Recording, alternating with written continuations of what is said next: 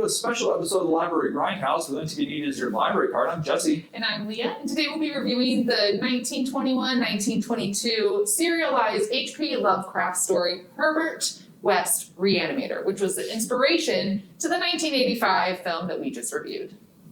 Nice job, Leah, for only seeing that like 2 seconds ago. All right.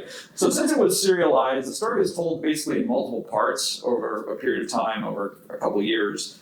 That was spread over weeks or months. But happily, in today's lingo, we can binge read this thing. Yeah, we can consolidate it and just go.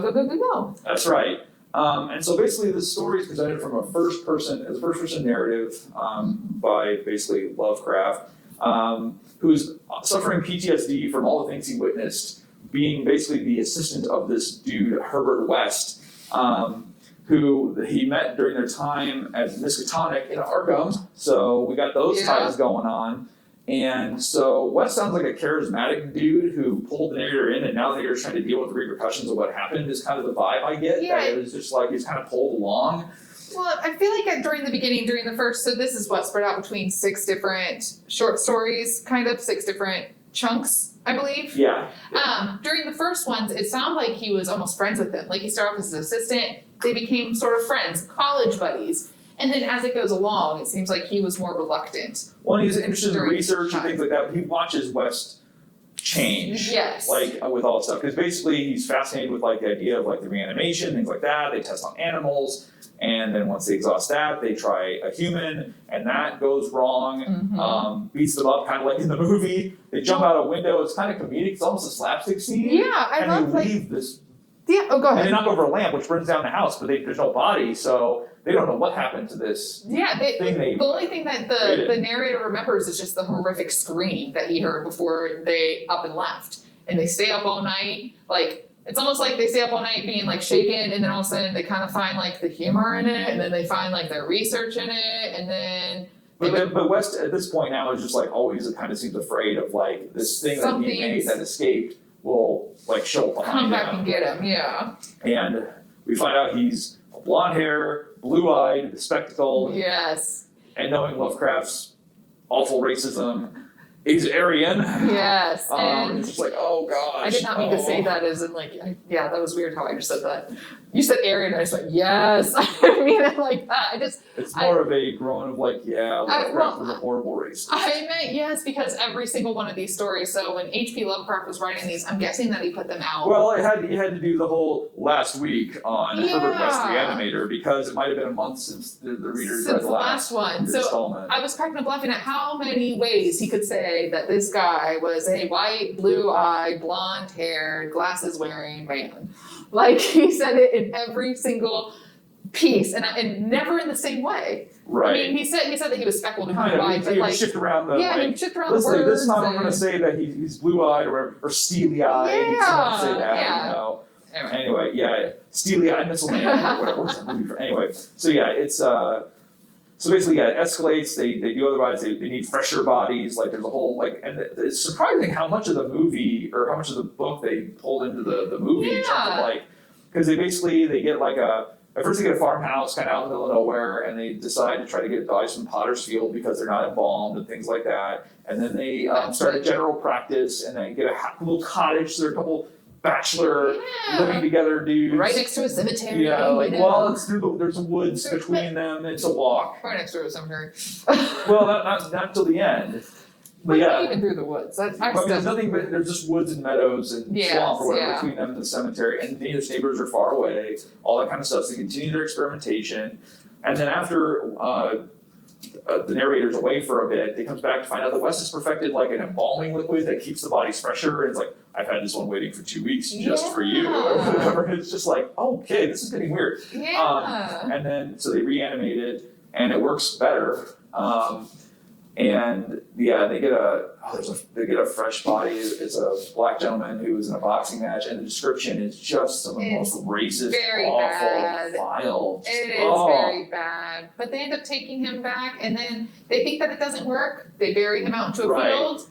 He wakes up, kills a 5-year-old Italian boy. Yeah, and then stumbles his way back to this house, which I don't know how it knows where it came from. I Which, don't because know, I mean, they but- took it out to a field, so and buried it. I don't know, but like it ends up finding its way back to West and the narrator's cottage. Yep, and then West uses a whole lot of unnecessary force to take it down, which just is just so uncomfortable given modern unnecessary force. Like, he didn't have to empty the whole gun into it. I'm just like, oh no. Like, You know, I tried not to think about it in that way. I tried to take a step back and be like, okay, there's a but zombie then at it's my just an door. uncomfortable thing still where it's just like, It's oh my true. gosh, what has not, anyway, It's whole other true. thing. But yeah, so that, but then they also reanimate another fresh body that we find that wanders off or runs away and basically kills a whole mess load of people. Yeah. And they capture it. It's the Dean. It's the Dean. And the Dean has the same name as the guy in the film. Yep, and when you come to find, he actually said it, like they were walking and they brought the Dean back. Like the Dean died, they went out to like go drinking and then they came back with like the Dean and they were like holding it between them and acting like he's drunk. Then they wake up and like, it's all gone and and then it's kind of weird. It's just really weird. The police end up capturing the Dean. They don't know who he is, but he has a strange resemblance to the Dean. And they put him in the the asylum. they knew to a degree or something like that. Oh, I did. I thought they were like, Maybe. he's And they an committed unknown him man, but he because has a he was strange. considered a hero because basically a plague's been going on, but the irony is they're so busy working with the sick that they don't have time to experiment on any of all this plethora of dead bodies. Yeah. And like, it's just wild. And then West ends up killing a guy, it turns out, like to be able to work on him, which that was just crazy. And the narrator doesn't Well, that's the realize Embalmed it. guy. I'm sorry, that's the Yeah, that's Embalmed the guy. Embalmed guy, but the narrator doesn't realize it. Like Until the guy wakes up and says, "Get your hands off me, you toe-headed," like whatever. It's like, oh my or don't, gosh. don't stick me with that needle or something like Yes. that. And he's like, because he thought that he put some other fluid in him and then he put a pillow over his head and he thought that was like part of the procedure, like, oh, this was a special embalming fluid or a special thing that I'm doing beforehand. Right? And then he stuck him with the reagent, so he was super fresh. But yeah, he ended up he killed the dude. Like he killed the guy. When he put that needle in him, Because that was the door-to-door salesman who didn't have a lot of family, right? Who had like, a heart condition. So you're saying that earlier that day, basically, that he'd done that. No, it happened. I thought it happened right away. He had a heart condition. He collapsed, and really, they could have resuscitated him. I feel like his heart, like he had a heart attack. I thought he like set upon the guy. Like the guy was like, "Yeah, sure, come in, show me your wares." And then West got out a syringe and like attacked him and punctured him, and because it said something like he injected him with like an alkali solution that killed him. And so he saw West with the needle, and then he needed the embalming fluid thing, waited, and then brought him back, and that's where it's just like that West actually straight up murdered the guy. I thought it was like a back-to-back thing. Like he like called the I don't know why salesman he did the there. pillow. The pillow thing was confusing me. I'm just like, why'd you do I the thought pillow? that was him smothering him. Like he like did this. He like put this stuff in him that made him just completely like. But then was the couldn't embalming move. fluid a lie? 'Cause they don't mention it again. That's what I thought. I thought it was Ah. actually like an agent, like an immobilizer. And But then he would have smothered. immobilized him for weeks, but okay. Oh, I didn't think that it was. But then for why weeks. would the guy scream, "Get that needle away from me"? I thought it was back to It back. wasn't. I thought it wasn't a week. I thought it was like that same day that everything Right, happened. but why would he have been Oh, they're trying to come in. oh, sorry. You're fine. Yeah, whatever you need. Sorry. You're good. No worries. But no, I thought that it was like back to back. Like he grabbed and like that's why he So you have to take killed at face him. value that he tried to create this crazy embalming fluid and that he had murdered the guy, done the embalming fluid to preserve him, and then whatever. But the pillow thing confused me, so that makes more sense that he basically he injected it with something that put him to sleep. And then And put the then, pillow over his head. yeah, and so he saw the needle of the thing that put him to sleep, the tranquilizer. And that was the whatever. first thing that and that's when he was like, Got don't put it. me with that needle. Gotcha. And then, then they go to, West enlists in World War I because he wants to test on parts, which again, for the movie, it's like, oh my gosh. Parts again, yeah. I know, and so the guy who helped him get enlisted winds up getting killed in a plane crash right by them, and he's decapitated, so he does the whole head and body thing. But he has the head over in like the medical tent, like over in a corner Right. somewhere. And then they think they hear the head yelling something about, "Jump out of the plane, Ronald!" Which would be And- the last moment that person would have seen. So Right, like they're exactly. reliving their last few moments. And then German shells blow up everything, except for them somehow. And which he even says that, which I appreciated. Like, right.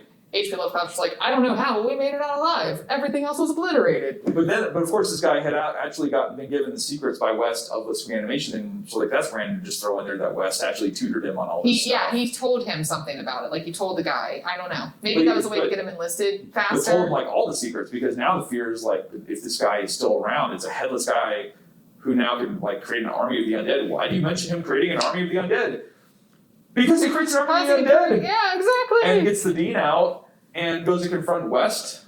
Which was another nod to the movie I do like, because they say it was a guy who had like a wax head that broke into the asylum. Which again is and like, carried around like a suitcase, and it sounded like his voice was coming from the suitcase randomly, and they didn't understand. Exactly, just like in the movie, it's like crazy. That part was really great, yeah. Now the head wasn't like, it didn't look like an anatomy dummies. It looked like it was an impossibly handsome sculpted head. I was like, what? But with glass eyes and it was weird. It was weird. Weird description.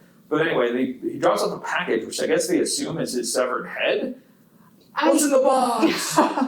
Where's Brad Pitt when you need him? I know, right? But they burn it, but at the same time, and then at the same time, basically the wall of this new house that they're in was literally like a part of the cemetery that's literally right next door. It starts breaking down, and all the army of the undead comes in. But the Canadian guy's there with his head in his own box. So what was said to them? I don't know. What's in the box? I don't know. Was it just an elaborate, like, well, I want to get down to the basement with the incinerator so that then we can bust through this wall because it's more dramatic. Exactly. And then they tear West limb from limb, knock out the narrator, who comes to and ends up being like asked by the police what he did with West, and then it ends on the story where he's crazy. Yeah, it ends on the story with, I feel like, the narrator thinking like maybe he is crazy. And that's a Lovecraft thing of just like, maybe I am mad. Maybe I did make up this whole story. But I love how he's just a fainting milquetoast, just hanger on, just like, man, this guy's like the worst. The narrator's just it's so awful. He is the definition of a follower to the 10th degree, who like he just doesn't. I mean, it's not even like he doesn't even stand up to West and anything. He's just like, well, it's what West is doing. He's such a pushover, and I'm going with them, I guess. And I know what he's doing to these people. I guess I'll buy a house with him, and I guess I'll go off to war with him. What else am I doing with my life? Yeah, like it was one of those things where I was like, really? But I did like the story. I mean, I thoroughly enjoyed reading it. It was my first Lovecraft story that I've read too. Might want to be your last. I mean, I'm surprised how much the movie kept from the original story while still updating it. I mean, knowing what I know about our next movie that we'll be covering, they really could have learned something from this in terms of like taking a story and then updating it in a way that's not crazy. I mean, crazy, but crazy in terms of the logic of the original story. Okay, fair. So you have, because you have the location, the dean, the escalation from animals to people, testing on parts, a controllable army of the dead. I mean, different Combs even has a bit of that ageless quality that they posit to West. Like, West just doesn't seem to age. And it's like, Combs, I mean, obviously he looks older in the Beyond the Re-Animator than he did in the first movie, but not like crazy amounts. I mean, he's not exactly Paul Rudd, but, he's close enough. Paul Rudd is aging backwards now. I know, right? But Lovecraft's prose does him no favors. I mean, the dude's purple prose is just wild. I mean, just some crazy sentences. Like, I had to copy one down.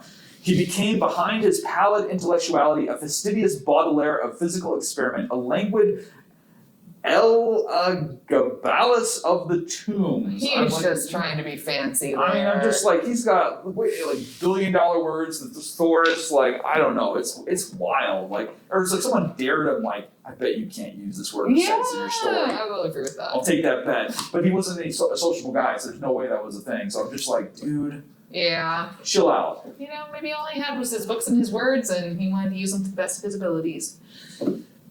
I'm just going to stick to that silver lining in my head. All right.